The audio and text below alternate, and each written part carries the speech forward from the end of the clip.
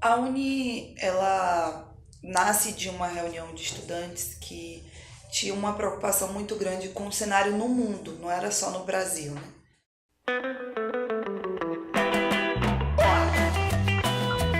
Ah, échale.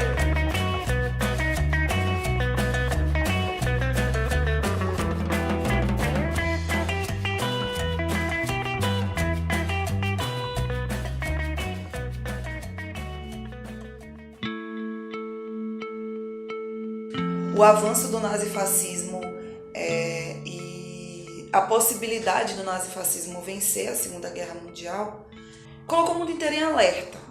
E aqui no Brasil, um dos principais setores que viram a necessidade de se organizar foram os estudantes. Já existia centros acadêmicos, já existia movimento estudantil, mas não tinha uma entidade nacional que pudesse tratar sobre temas mais gerais. Os estudantes se organizaram e fundaram a União Nacional dos Estudantes na perspectiva de travar a luta contra o avanço do nazifascismo no mundo e impedir que o Estado brasileiro pudesse entrar na Segunda Guerra Mundial apoiando esse lado. Naquela época, um setor muito reduzido da sociedade conseguia entrar na universidade. E muito por conta disso, a Uni, além de falar de pautas educacionais, mas nasceu como uma entidade para se preocupar com questões mais amplas. Por isso, a primeira pauta e a razão da fundação da Uni foi a questão do nazifascismo e logo em seguida a segunda grande batalha que a Uni trava é em defesa da soberania nacional através da campanha O Petróleo é Nosso. A Uni nasce como uma entidade ousada que se predispõe a falar sobre o Brasil, sobre a soberania, sobre a questão da liberdade, da paz mundial. A Uni, ela se configurou como uma das principais entidades que representavam a resistência, tanto que não à toa, quando a esquerda, os movimentos sociais, as organizações na década de 60 perceberam que existia uma articulação de golpe militar no Brasil antes do golpe se consumar, percebia-se também que existia uma possibilidade de avançar em questões estruturais no Brasil, que o presidente na época tinha uma tendência muito grande a aprovar reformas progressistas, a reforma agrária, a reforma tributária, avanços sociais importantes no início da década de 60, colocou a Uni como uma entidade muito importante. Não à toa, no comício que aconteceu na Central do Brasil, o presidente da Uni na época, que era José Serra, foi o primeiro orador. E por isso, por esse fortalecimento da Uni, quando o golpe militar foi instaurado, a Uni foi a primeira entidade atacada pelo golpe, né? Por compreender que a Casa do Poder Jovem representava a resistência, representava a esperança, representava a possibilidade de termos um Brasil diferente daqueles que os militares na época queriam construir. Não à toa, a Uni foi a entidade que mais teve desaparecidos, mortos, torturados. Os estudantes foram brutalmente perseguidos durante a ditadura militar, sobretudo por conta do caráter corajoso e rebelde que a Uni tinha.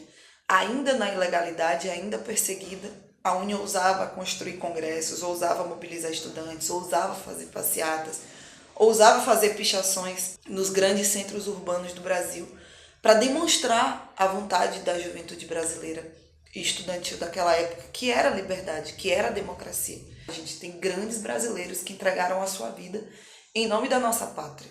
E por isso a Uni é tão apegada à sua história. É apegada por sentir necessidade de cumprir uma reparação histórica, de reconhecer quem de fato foram heróis, quem de fato foram as pessoas que lutaram para o Brasil chegar onde chega hoje.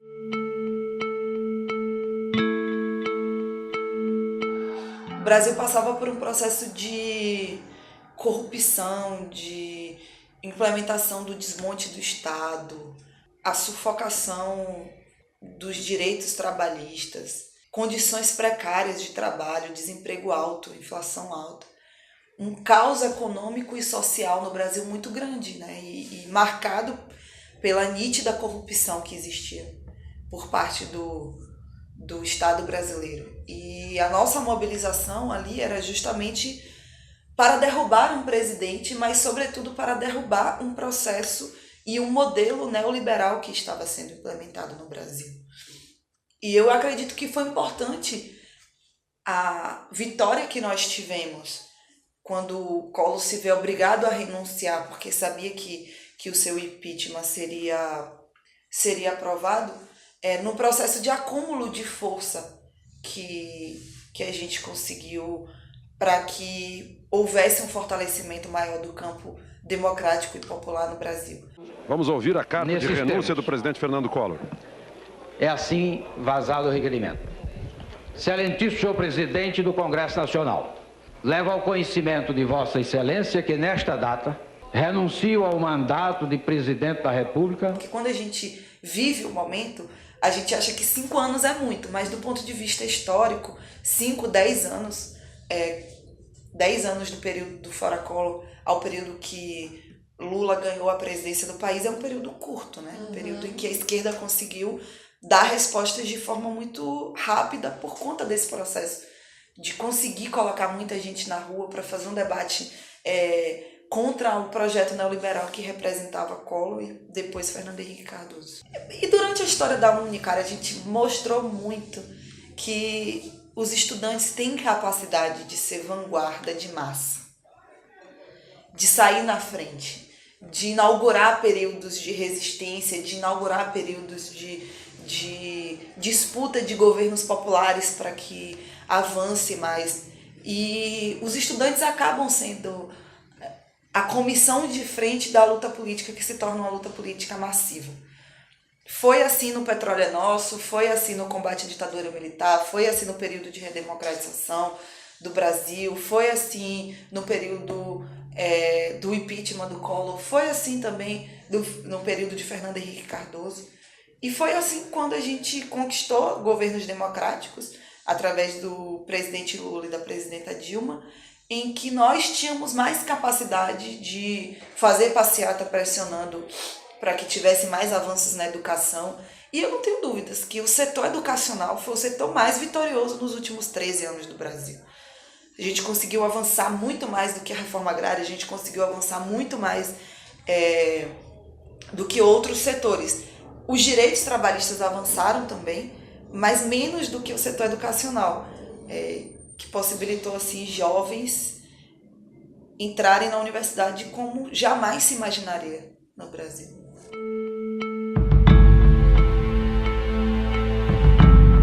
Nos últimos 2 anos, a UNE teve pouquíssimas vitórias apresentadas. Assim. A gente passou por um processo muito duro de golpe no Brasil, um golpe em que os poderes do Brasil, o Judiciário e a Câmara e o Congresso Nacional se voltaram contra um outro poder que é a Presidência da República. Por você, mamãe. Pela minha família. Contra o comunismo. Meus netos. O apóstolo Valdemiro Santiago. Então foi muito nocivo para a construção da história da democracia no Brasil, que não é uma história longa. E isso obrigou os movimentos sociais a entrarem num processo de resistência muito grande. Então não tinha espaço para a gente reivindicar mais avanços na educação, mais avanços para os trabalhadores, mais avanços para a juventude, porque era um período muito duro de resistência, né? Assaltaram a nossa democracia, imagina os nossos direitos, que são questões que, com uma assinatura do presidente da República, pode se reverter. E por que a UNE não apresentou nenhuma vitória, mas conseguiu atingir um respeito muito grande dentro da política, dentro dos movimentos sociais e dentro da população? Porque as pessoas esperam posicionamentos da UNE. As pessoas querem saber sobre o que a UNE pensa. E as pessoas valorizam a UNE quando a UNE se coloca enquanto uma entidade que, por mais difícil que seja, não abandona a luta política e as necessidades do povo no Brasil.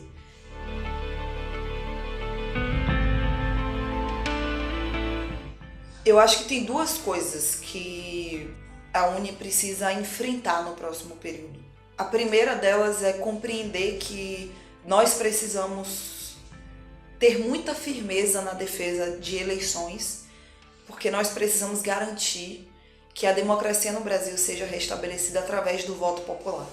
E a segunda coisa que eu acredito que tem que ser uma batalha em que a gente entre e que a gente entre para ganhar, que é defender a universidade pública. Principalmente porque tudo que foi mudado no Brasil não houve nenhuma consulta em relação a nenhum setor. A reforma do ensino médio veio e não se consultou professores, estudantes e a comunidade escolar.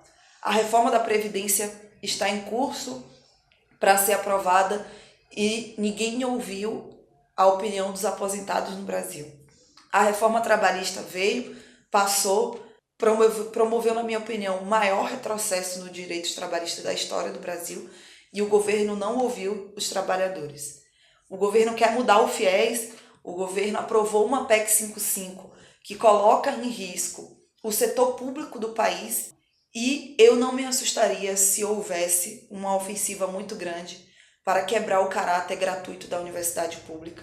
E eu acho que a UNE tem o dever e a UNE tem um desafio de não permitir que isso aconteça. Não é um desafio que vai ser solucionado pelos próximos 2 anos, mas essa geração, essa gestão precisa contribuir para isso, para que a gente não perca o que a gente conquistou, e a universidade pública é um bem muito precioso para o país.